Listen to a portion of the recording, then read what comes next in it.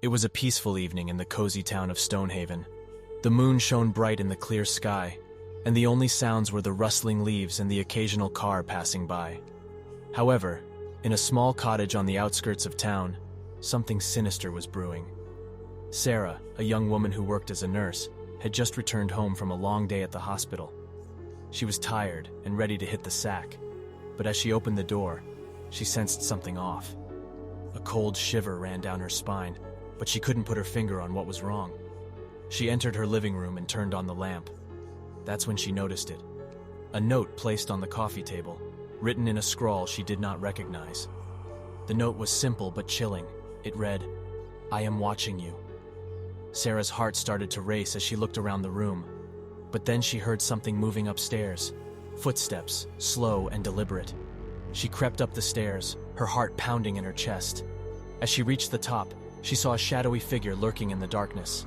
He was dressed all in black, and his face was hidden behind a mask. Before Sarah could even utter a word, the masked man pounced on her, knocking her to the floor. She tried to fight back, but he overpowered her, bound her, and threw a hood over her head, plunging her into darkness. Sarah was trapped in that dark room, alone with her captor, for hours on end. He tortured her, and she felt her hope of escape slowly slipping away. But then, out of nowhere, a deep and confident voice broke the silence. The man spoke with authority, telling her that he had been monitoring her captor for a while and had finally found her. He had come to rescue her. Sarah was skeptical, but the man's calm and soothing words reassured her. He untied her, and they made their way out of the house, into the cool night air.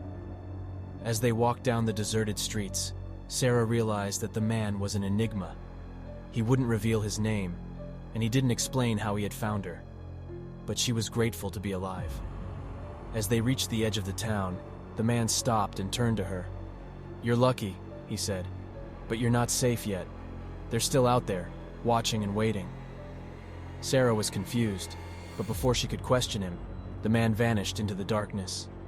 She was all alone now, with only the memory of her captor and the mystery of her savior to haunt her for the rest of her days.